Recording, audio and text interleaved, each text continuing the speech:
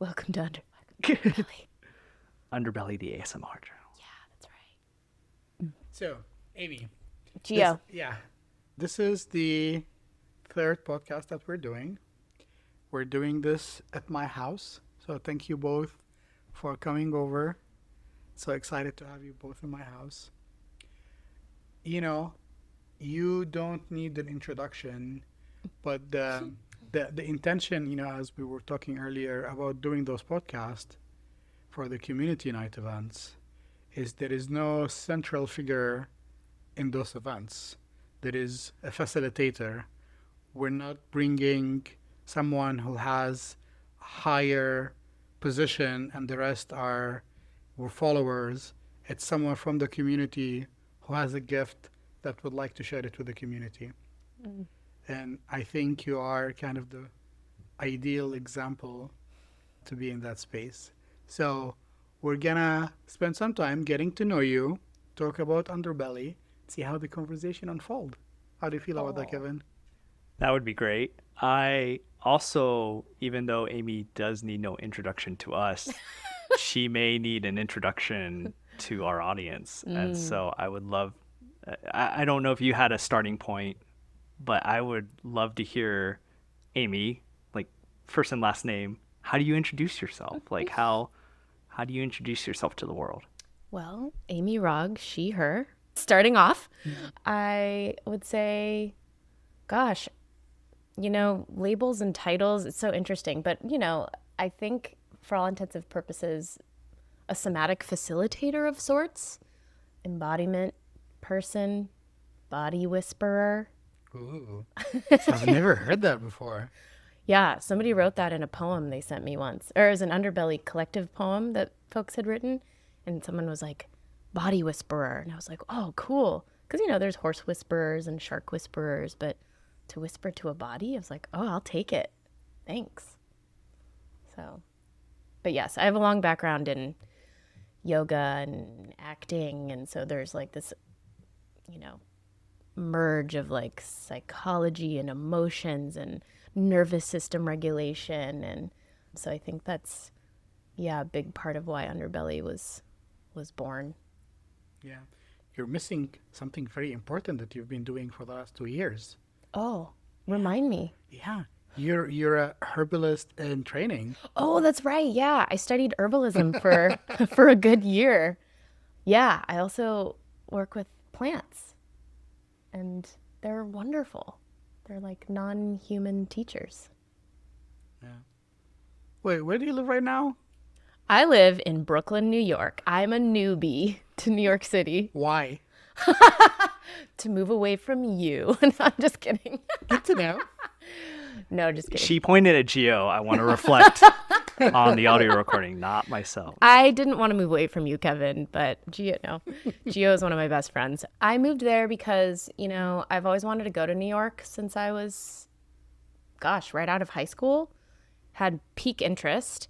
And then I remember asking my mom, and bless her heart, she is like Asian tiger mom, and was like, nope, you're staying on the West Coast. And I was like, oh man, okay. And so I went to school in Southern California. And then right as I was graduating college, she started getting sick with kidney disease. And I basically stayed in the Bay the entire time she was sick. She passed away in 2023. And after her death, things rearrange and things fall apart and things compost and things reemerge. And this little voice from back then was back up and was like, it's time to live your life and do what you wanted to do. And yes, you're getting closer to 40, but any time's a good time.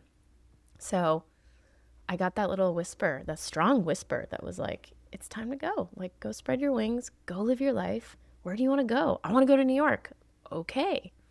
So my grandparents were born in Brooklyn and my great-grandparents were born in Brooklyn on my dad's side. So it felt also like a weird homecoming. And so, yeah, I'm there. And also my nervous system is like, what the beep are we doing here? What is this?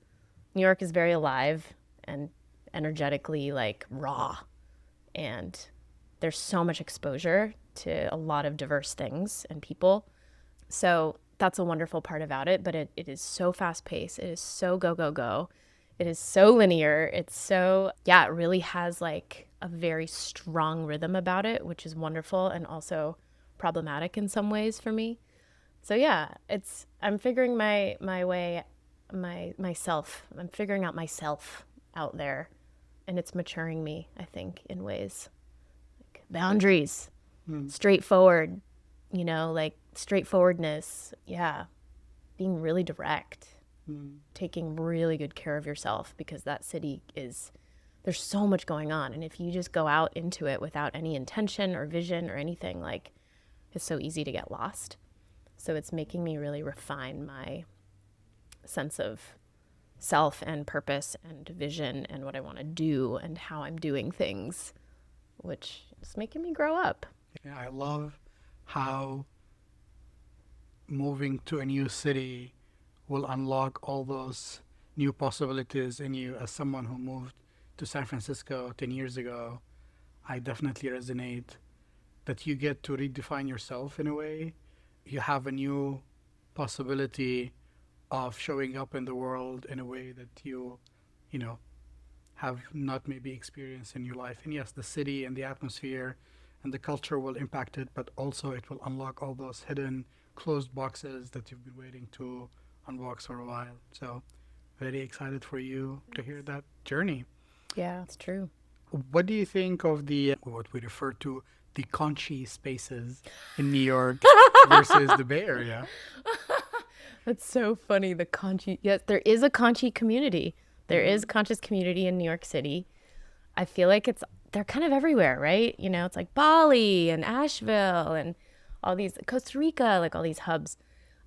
Speaking of like starting a new life in some way, I have kept myself relatively low profile and like kind of anonymous as a healing like balm, because there's something about like when you're a lifelong like server of people, there's a medicine in like being a little bit more anonymous and getting to really hone in on your energy without being super like worried about what people are thinking about you in every moment or what they might be projecting about you. Like you can just kind of live your life and be in your energy, and there's a freedom in that I'm finding. So yeah. What was the original question? You're asking about the Kanchi spaces, right. Or the Kanchi community. And so, and it sounds like maybe you haven't been as active in that space. Yeah. Yep. Kevin, you nailed it. It's like I'm there, and I think I go to like 5 Rhythms once in a while, because 5 Rhythms is big out there. Unlike on the West Coast, ecstatic dance is the big thing. They have ecstatic there, but it's not as big as it is here. And I'll go to like Contact Improv, but like the less traditional like containers, because I don't know, I find a little bit more slowness and just inspired to move in other ways besides just the like contact form, which I deeply respect. But yeah, I haven't really jumped or dove like into much of the Conchi space. I also feel like I might be outgrowing it a little bit in some way. There's an appreciation, but there's also an outgrowth. And so I'm just trying to honor what that is and how that feels. But yeah, you guys, I basically like, it's so weird. I feel like a little bit of a lone wolf out there, but I don't feel lonely necessarily. Yeah, because I've got a good group of friends too. But it's just nice to like be a little bit more detached. Yeah. Okay. So, Amy, I know that, we're recording this session after our event. We just did our Underbelly 2 days ago. What is Underbelly? Great question.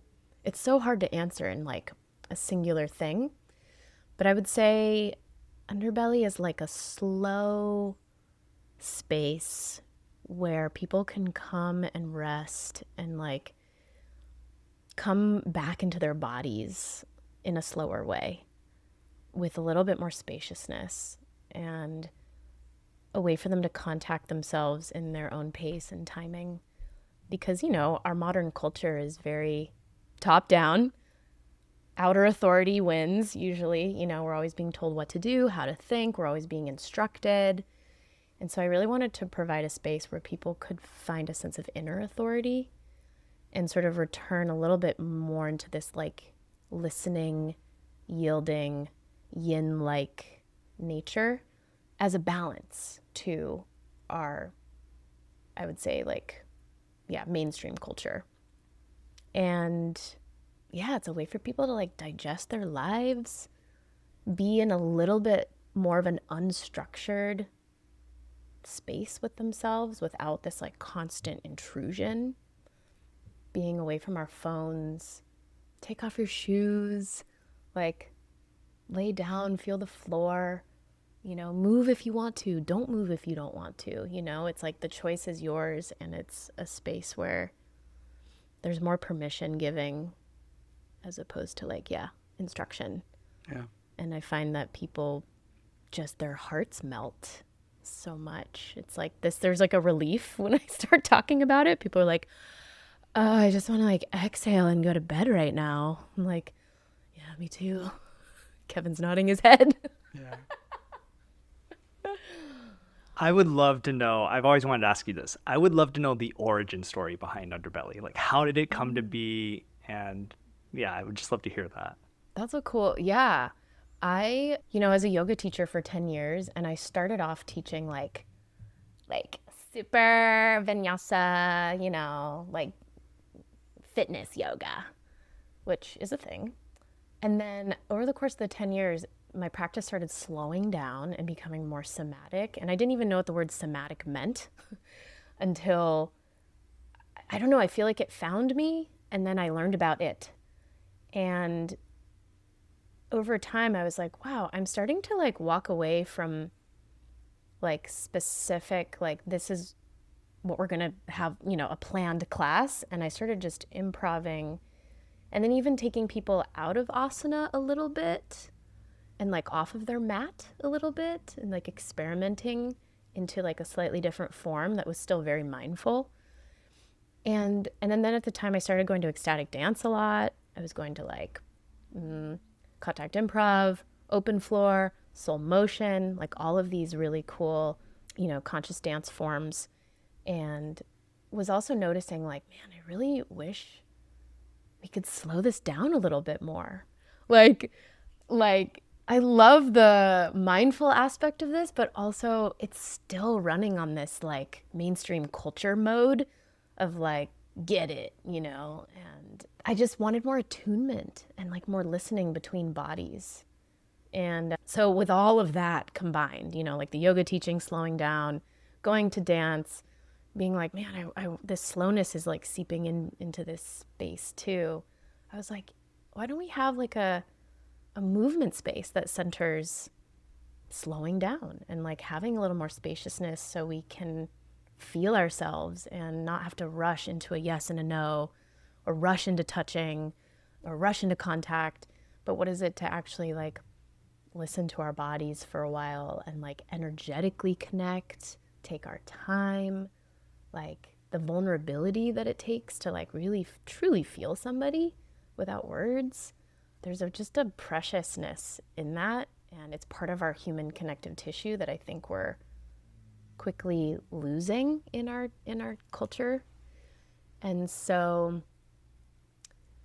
yeah, so one day I was in my car and I was like, I had been thinking about like this idea for a long time. I was like, I want to have like, it's like an ecstatic thing, but like way slow and like different music. And I tried to start it in Portland. I like dabbled with it when I was in Australia. I like did a bunch of like little tests and versions. And one day I was sitting in the car and it was at night, and I just all of a sudden got this like image of a giant ass humpback whale. Huge, stunning. And I was underneath the whale, like I was positioned under it so I could see this beautiful, glowing, supple underbelly. And it was so overtaking. Like I started crying. I was like, what's happening right now? And I was just overcome. And the name Underbelly was right there. I'd been like brainstorming and, I had up my lists of, oh, should it be this and this and this? But it was right there in this like vision and this like deep penetrative feeling that there it was. And the whales are like incredible, slow, maternal, majestic creatures, like they're the biggest species in the ocean. And they swim thousands and thousands and thousands of miles, and there's like pacing and presence and slowness and patience. Did I say patience? Yeah, maybe I did. But I don't know, there's just something so otherworldly and like calming about the whale. So that's kind of, how it started. And even in the beginning, I was like, I had Underbelly like more like kind of like, oh, we'll do little exercises in the beginning. And I was planning Underbelly in the beginning. You do what your culture tells you or what you've learned, right? So I'm like planning Underbelly, planning the little exercises we're going to do. And then one day, like maybe a few months in, I couldn't plan anymore. There's like, you get writer's block. I had like planning block. And it was like, no, don't plan. Just go in and start guiding like you have done in your yoga classes for the last number of years. Just do that, except you don't have mats. This is not asana. And so I was terrified, but I was like, you know what? I'm going to jump off a cliff and do this because the voice is so strong to not. So that night I was like, okay. And then just started going as I would if I was teaching a somatic yoga class with no plan. And I just started feeling the room and really seeing the people, really seeing what happens when we come together and the information that's available in the present, what's emerging in the moment, and that there's a beautiful intelligence to that you don't get when it's maybe all planned out. Then you have every little part of it managed or agenda'd. And there's something seeps in. There's this raw life force that kind of comes in. And that's how I just sort of discovered, tripped my way into facilitating in the way that I do. Again, it just keeps finding me, and I keep leaning in and saying yes. Yeah. I mean, that's beautiful. Go ahead. So I want to follow up. First off, that was beautiful. Yeah, that was amazing. So how has the practice changed or evolved or shifted for you? And I'm curious to know how you as a facilitator, as someone who's guiding people, how has that evolved for you? How long ago, what year was the day in the car where this vision came about? How long ago was this? Great question. Underbelly, the first Underbelly started September 2018. So I think I had that vision earlier that year. I think it was early 2018. Yeah, that it sort of popped up. And what have you learned about yourself in the 7-8 years that you've been facilitating this beautiful practice? It's so cool because it has asked me to let it evolve just as I'm evolving. And so it's this sort of copacetic process of this sort of body of work that I feel like I'm tending to or stewarding. It feels, it's like this body of work that wants to get to know itself in the world. And I'm just the one that opens the door and, creates the conditions for this to come through.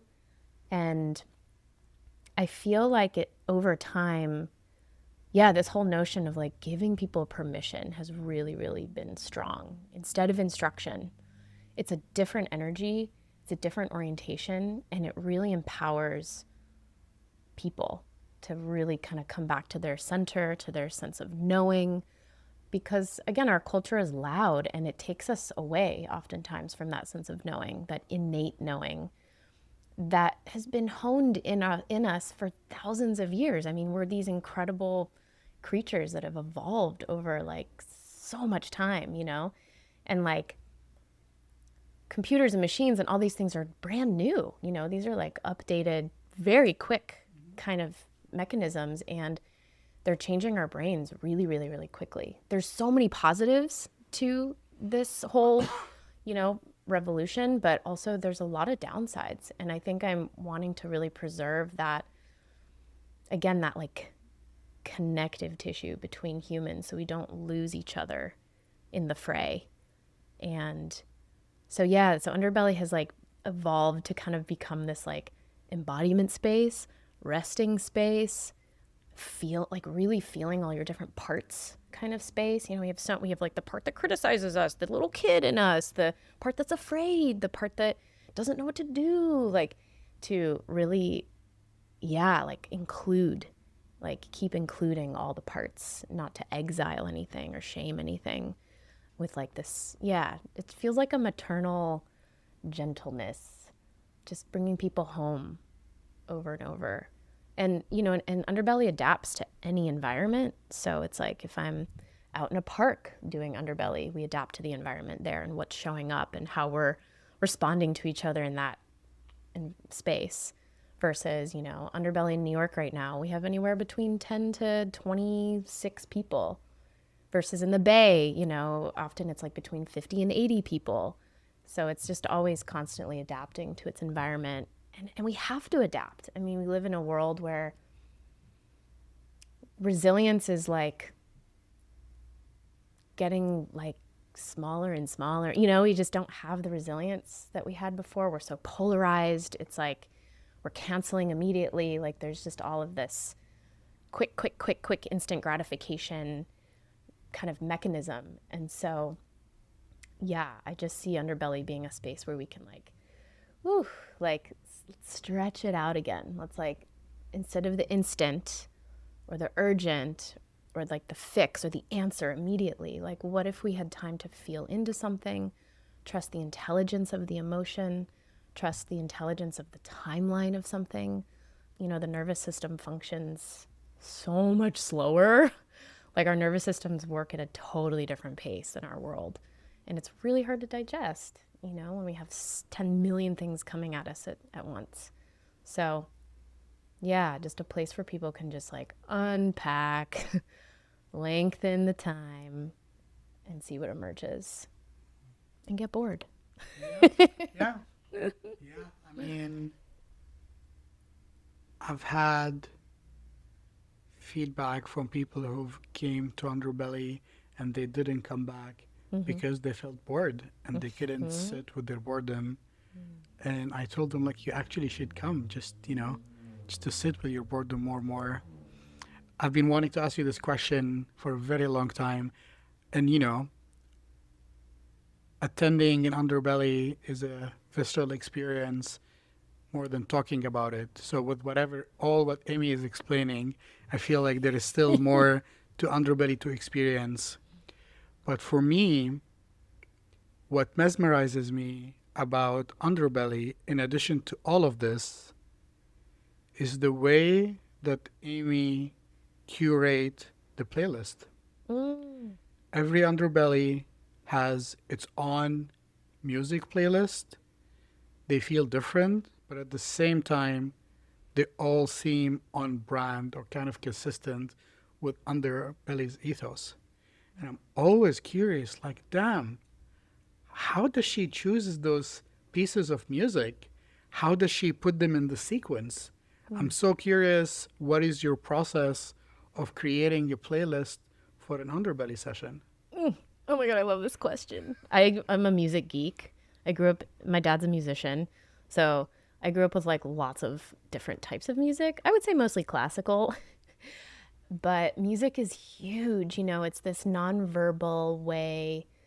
I mean, yes, there's verbality in music, but when we are nonverbal and we're listening and the music is a little bit more spacious or like emotionally evocative, there's like a natural slowing and different type of communication that begins happening in the room. And, you know, music is emotional. It conjures up that part of us. And so the music at Underbelly has very much been in the vein of like heartfelt, slow. I'll try to play some film scores once in a while. Stuff that allows people to not necessarily have like a beat or a rhythm where you're like, oh, I know that. I can get down to that. Like it's kind of ego inducing sometimes of like, oh, I know that, which that's its own fun, right? But yeah, to have more like nonverbal scores and music that's maybe longer, not just like a 2-minute song. Yeah, music where people can like wonder and wander and get curious and feel and get into their tissues and just like express themselves. There's always an arc. So the first 40 minutes while I'm facilitating, it's usually music that is, I would say more emotionally evocative, that doesn't have lyrics. And then after the facilitation, I like join everybody for that last hour where we just keep going. And that's when I'll throw in like, music with lyrics here and there. And I don't know, it's one of my more favorite parts of curating an Underbelly is that musical start to end journey. But it's funny because in the Bay, it's all scored like playlist wise. It's like, digital playlist. And in New York, what's emerged is live music. So Underbelly in New York is like live music every single week with different musicians that come in and like play the grand piano, or they'll loop their viola or their cello, or their guitar. There's like so much of that over there. I haven't even had to look for musicians. They just kind of come to Underbelly and they're like, oh, can I play? Can I have a slower relationship with my music? And I'm like, yes, like come play. This is not about performing your music. It's about having a conversation with us and your music, seeing what emerges. And it's just different for musicians because they're used to performing a lot and having a set ready to go, right? Having a plan. So these musicians really get to improvise in the moment and play to our bodies. And again, it's like other forms of communication that are happening. Yeah. But Yeah. That's amazing. Also, during the Monday Underbelly, Amy's dad, William, he was the musician in-house. Yeah. So he played some piano towards the end as well, and that was beautiful. It was a family affair. It was very sweet. Yeah, I was like, Dad, because my dad plays piano all the time. As a little girl, I grew up with piano in the house constantly, and I was always dancing. And so he was practicing this piece the other day because he composes improvisational-ish music. And I was like, that's a really pretty song. He's like, that's my newest. I was like, do you want to play it at Underbelly? I'm pretty sure there's a piano in the room. And he was like, oh, okay. And he was like, how do you want me to play it? And I was like, gentle, like elongate the notes, touch the keys softly, like make us get ready for bed, or something, like a lullaby us. And he did. And it was so sweet. So sweet. Yeah, that was beautiful. I do also love the curated playlists, by the way. I mean, I know it's, live music in New York. And occasionally we will have live music in the Bay too. Yeah. But they both are their own feeling, Yeah. Another thing that I also like about Underbelly, the nature of like there's no guidance in the session, right? You come, you show up. I think a lot of people come to an event and expect guidance or like an agenda or something to follow. And one of the things that I love about Underbelly, that it does not have any guidance. Do you have expectations that people move in a certain way? Or like, would you want them to move in a certain way? And I'm specifically asking because my experience 2 days ago, I wanted just to sit by myself. And then at some point I wanted to move and I didn't want to interact with anyone. And then at some point I unintentionally touched someone and we had this beautiful contact moment. I was like, okay, this feels good. And then that opened me up to like, wanting to interact. So I went through like those different phases. And I think the fact that there was no guidance gave me the freedom.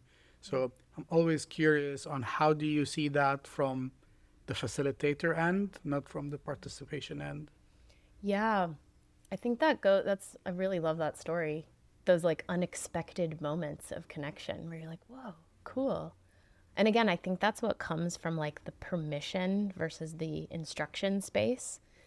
And, you know, my intention and vision with Underbelly, or what it kind of wants as well, is this, like, have a strong foundation to play in. Have a strong spine and a strong backbone to like wiggle in.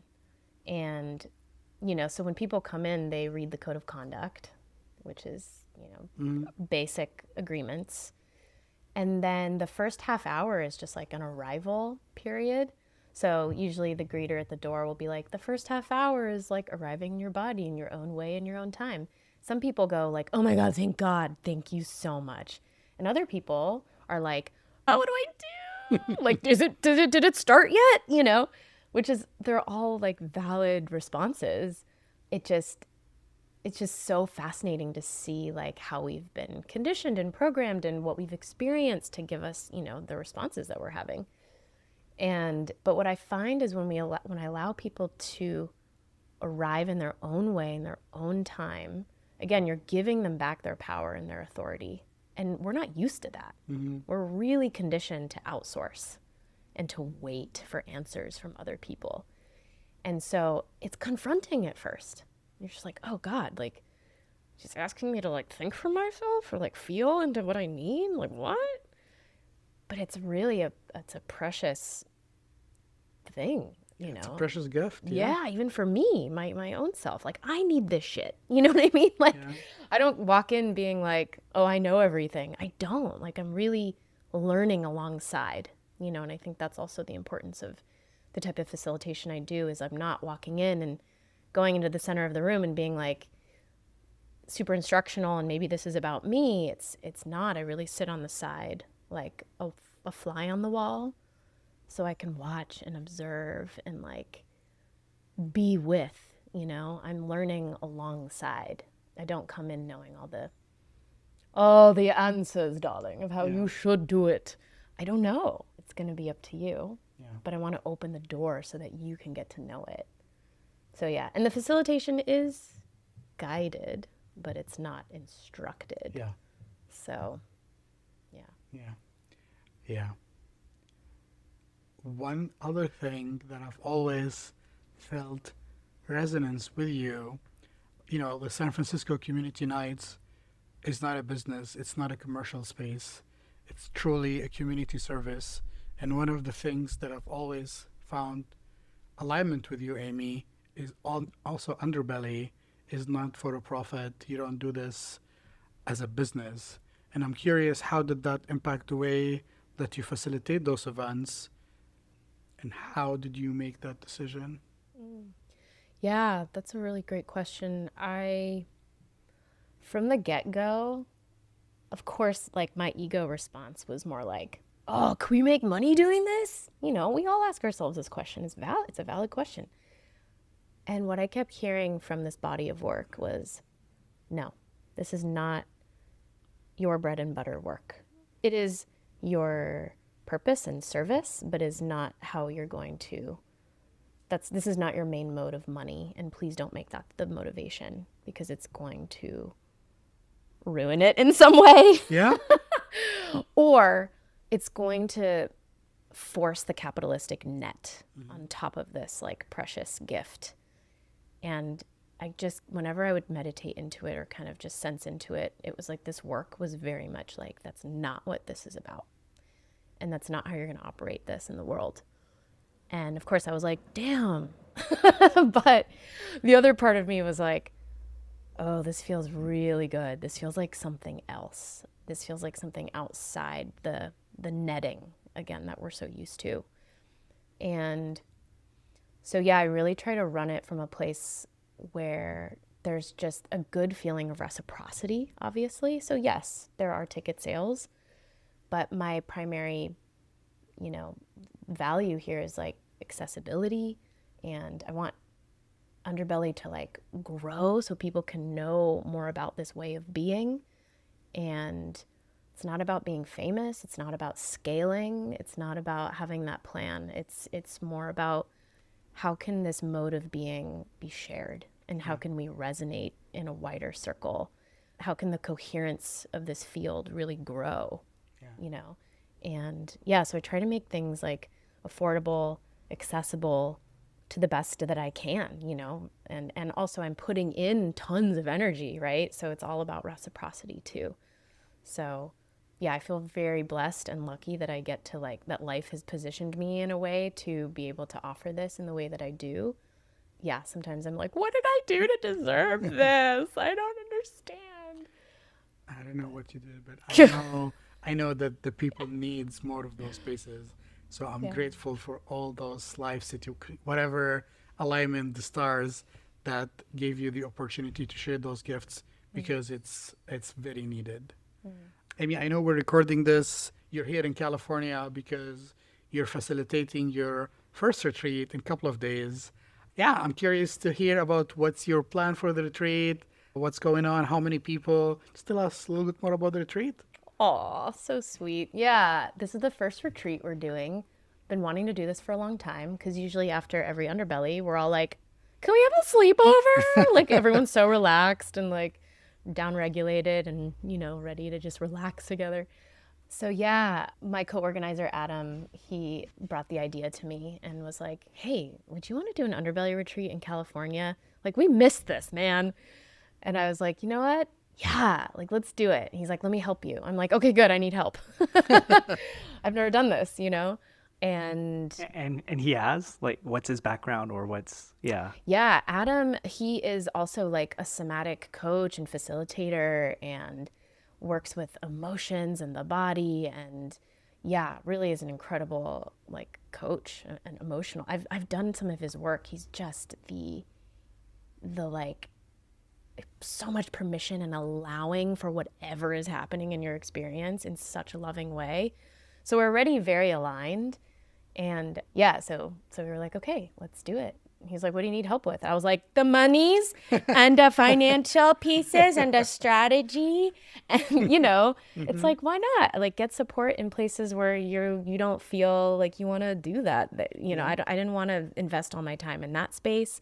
It's not about whether I'm good at it or not. It's more just like, I'd rather be focusing on, you know, the creating of the container and, you know, the content and stuff.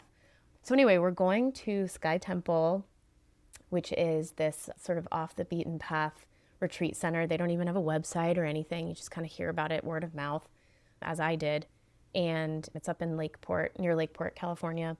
And we're having, 4 days of like mostly nonverbal space and 6 underbellies. So we're going to underbelly in the morning when we wake up, and underbelly at night before we go to bed. And the rest of the time is like meals and just open space.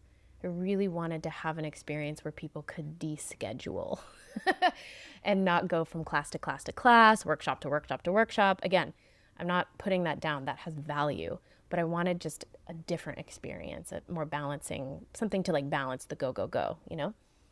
And so people have all this open space and time to be in nature.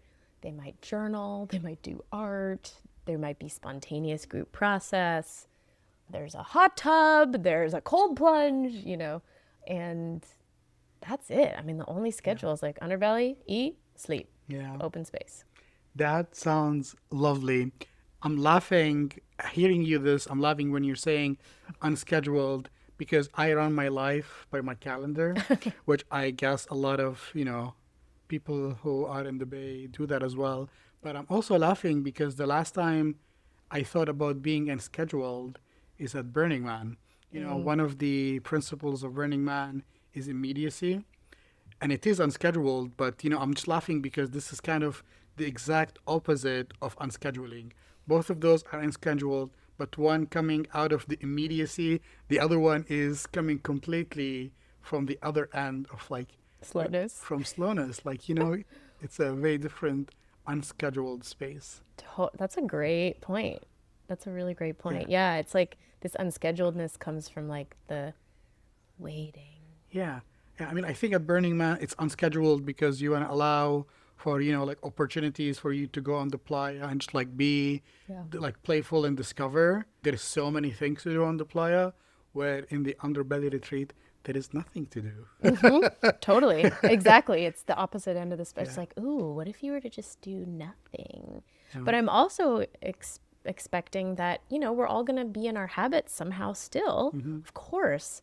Like, so yeah, the container is structured so that we can ebb and flow between essential communication and nonverbal.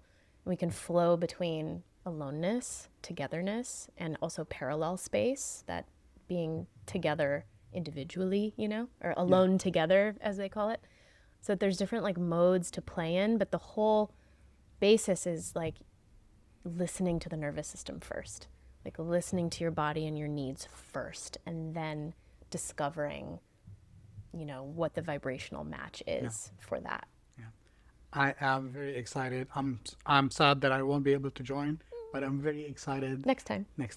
Okay, we're gonna okay. That confirms there will be a next time. I think so. I mean, yeah, we have 50 people coming. So I'm like, I think if all go, if we feel into this time and, towards the end, the thing is, I don't know. In this moment, I don't know. I want to see how the retreat unfolds and then like go from there. But yeah, long-term vision, be sweet to offer a retreat a year. Yeah. Awesome. Okay, Amy, we're going to transition to the final portion of the podcast, which is kind of like a... Truth or dare? Oh. Just kidding. We can do that. Kind of like rapid fire questions between me and Kevin. Oh. Amy, what is alive for you right now in your life? Oh, my anxiety. Tell us more. What's alive for me? When your parent dies and you have been in a certain dynamic with them your whole life, that dynamic begins to die too. So I'm experiencing like a die-off and a rebirth at the same time. And it's an anxiety-provoking place when the old stuff dies off, because that's what you thought was safe. And it actually doesn't serve the moment anymore. And so what is it to let go of the old way, which is its own type of fear? And what is it to like live into something that you're becoming, which takes a certain type of courage? Yeah. I hear you on that. Yeah. What are you missing the most about being in the Bay Area? You! Other than me. Oh gosh, the Bay, vast nature, the accessibility of nature. In New York, I don't have a car. So if I want to go somewhere, I have to take the darn subway and navigate that whole thing. But there's people everywhere in New York, so you can't really have peace unless you go to the cemetery, which I go to the cemetery a lot. Yeah, Greenwood Cemetery in Brooklyn is my special place. Don't come find me there. Only when I'm dead. The next Underbelly in New York will be at... Yeah, the cemetery edition. Yeah, I miss the nature so much. The second day I got here, I went up on Mount Tam and I cried. Because I was like, oh my God, I could just drive here in like 45 minutes and I get to be on top of a mountain looking over the ocean. Like, what? So there's so much more appreciation for nature. Yeah. Who has better food, here or New York? Oh, dang. This is going to be weird. I think California. Because for freshness and organic and local, I think you can get local stuff too in New York, but it's harder to come by. There's farmers markets and things. People come down from Hudson Valley. Hudson Valley's got great farms. Like, I want to move there eventually. But in terms of freshness and locality, like, California wins. Because you got to ship, everything gets shipped from California, But I also say that because I'm a cook. I'm not a restaurant eater-outer right now. So it's from that perspective. Yeah. I'll take this as a win. Amy, so kind of similar vein, who has the best men? Oh, New York dang, or you're getting California? personal now? Shit. This is all being personal, Amy. Oh God. Well, let's just say that men are off my radar right now, so I Okay. don't know. Okay. Yeah, I'm in this process of really dating myself. I'm sorry to use that term, but it's overused. Whatever. I need to know myself after the death of my mom and kind of stop running into the same patterns that I do with men.